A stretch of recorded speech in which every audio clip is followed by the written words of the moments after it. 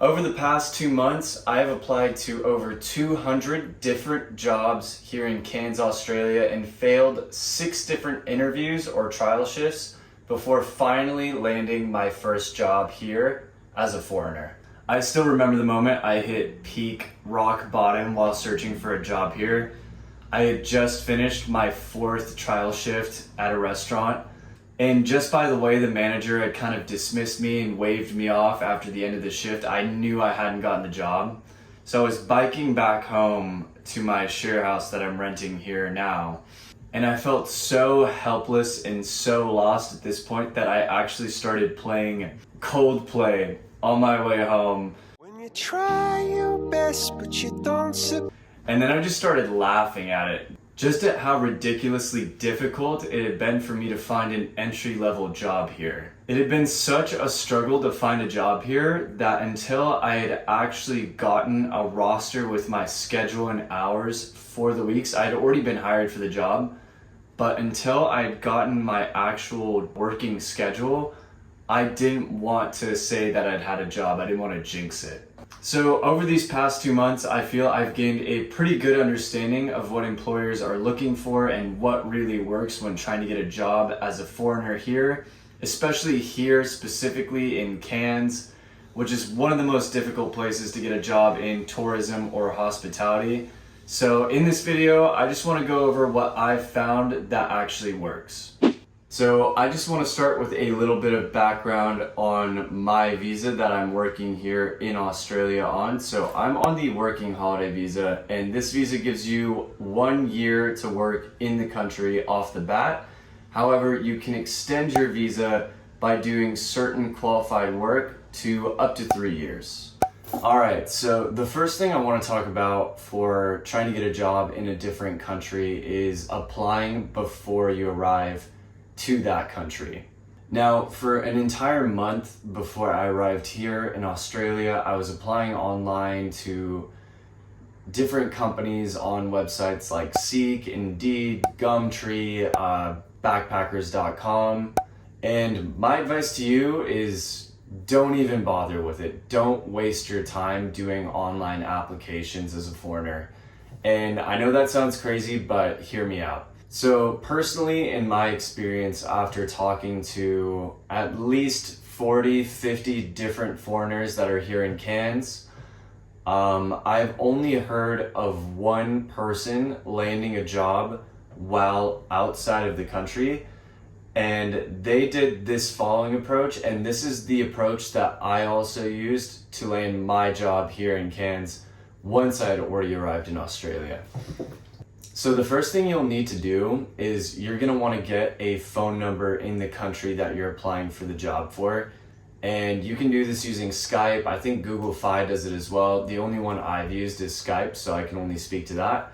And you can get set up with your own local phone number that you could put on a resume. It costs extra, but I guarantee that it'll be worth it to you. Anyways, if you're dead set on trying to land a job before you arrive in the country, which I don't know how well it's going to work out for you, especially doing an entry-level backpacker type job like the one I went for, working in a restaurant. Second, instead of wasting your time doing these online applications where the only response almost 99% of the time is going to be from an automated robot, what you're going to want to do is cold call different businesses in the target area that you're trying to get a job using the local phone number that you've set up. I would just call and then ask the businesses if they have a position opening up in the near future. And you can explain your situation to them as well. You can tell them, I believe I'm going to be here in 2 weeks. Are you looking for anybody then? Are you looking for anybody further in the future? That way you could maybe time your entry into the country when you have the most prospects. And who knows, maybe you'll luck out like the one person I know that did this cold calling approach and actually got a job outside of the country. Now, the second thing I want to talk about is Facebook groups and just the more casual work options like work for accommodation or under the table type work.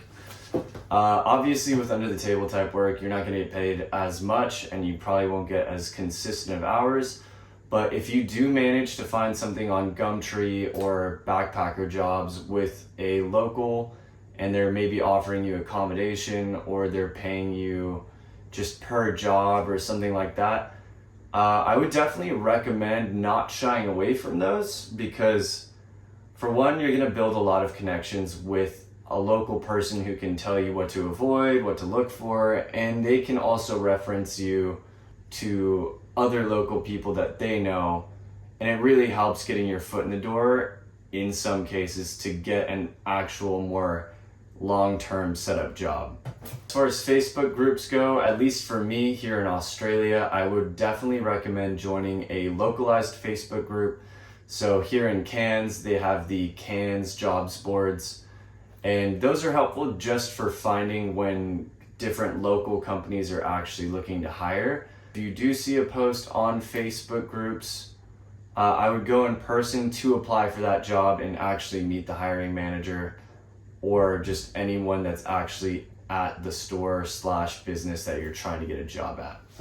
So the third thing that I want to talk about is just application approaches in general. So of the 7 interviews or trial shifts that I managed to land here so far in Australia, 3 of them have been from me just walking up to a business, handing in my resume, talking to the hiring manager, and then getting a interview set up there on the spot. 3 of them have been through some sort of form of Facebook outreach. So for 2 of these, I had just seen an online Facebook posting for a job.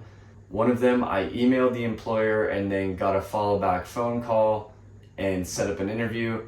And the other one, I went in person and handed in a resume and then landed a follow-up trial shift. The third one, I had posted in the job board looking for a job, and an employer had reached out to me and direct messaged me asking if I could come in for a trial shift.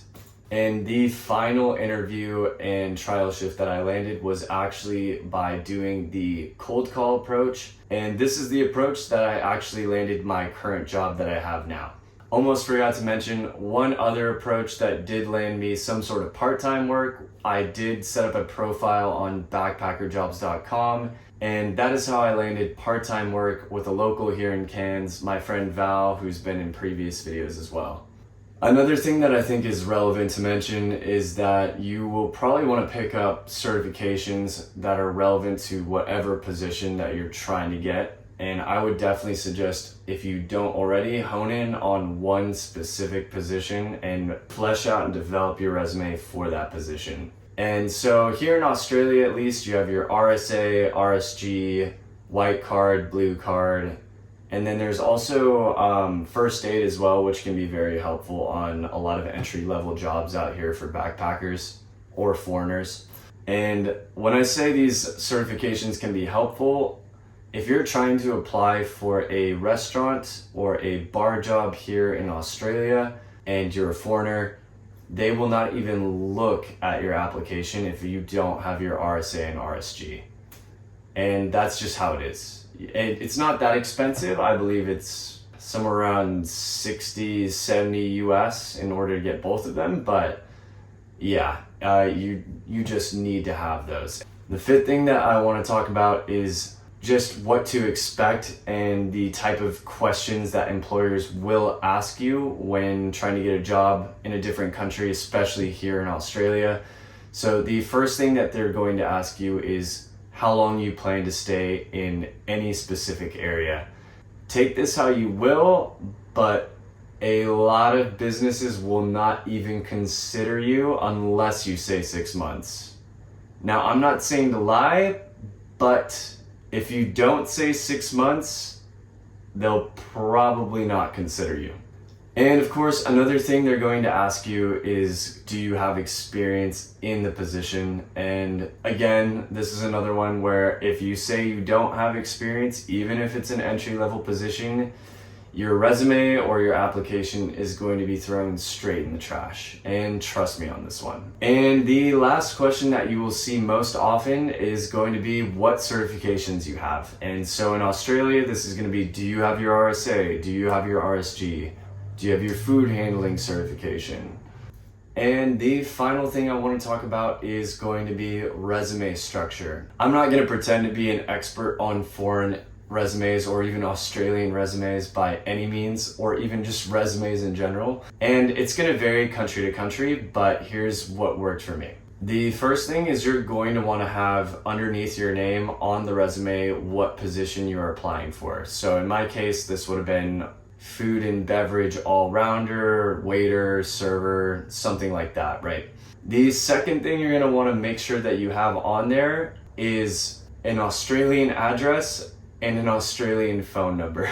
And this is going to be especially important if you are not handing in CVs or resumes in person, because as soon as a business sees that your resume has a American address or a Italian address or wherever you're from, they're gonna throw it in the trash. And lastly, but most importantly, and this may seem like common sense, but I went around handing out CVs with my resume structured like this for a week. Put whatever is most relevant to the position as work experience at the top of your resume. Do not put whatever your last big corporate or managerial technical job was.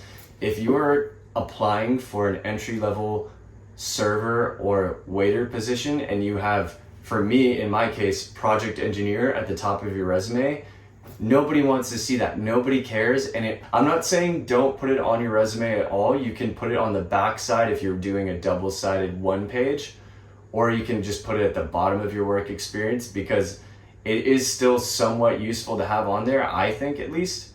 But yeah, definitely stack it with everything that is relevant directly to the position you're applying for. And then you can have a separate subheading that says other work experience. So relevant work experience, other work experience. Don't structure it in the way where it's from most recent to latest.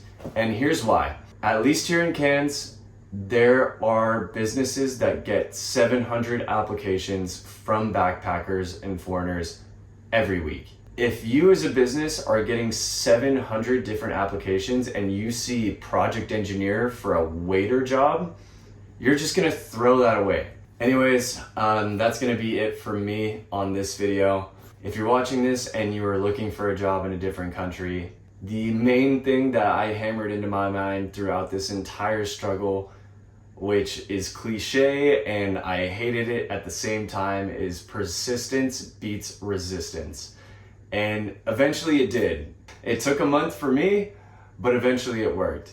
I just hope you know that you're not alone in this struggle, and as long as you don't give up, you're not defeated. I will at some point be looking for a job here in Australia that is higher level than just a basic entry-level job. If you'd like to see a video on that process and what that struggle looks like, let me know down in the comments. But that's it from me. I'll catch you in the next one. Peace.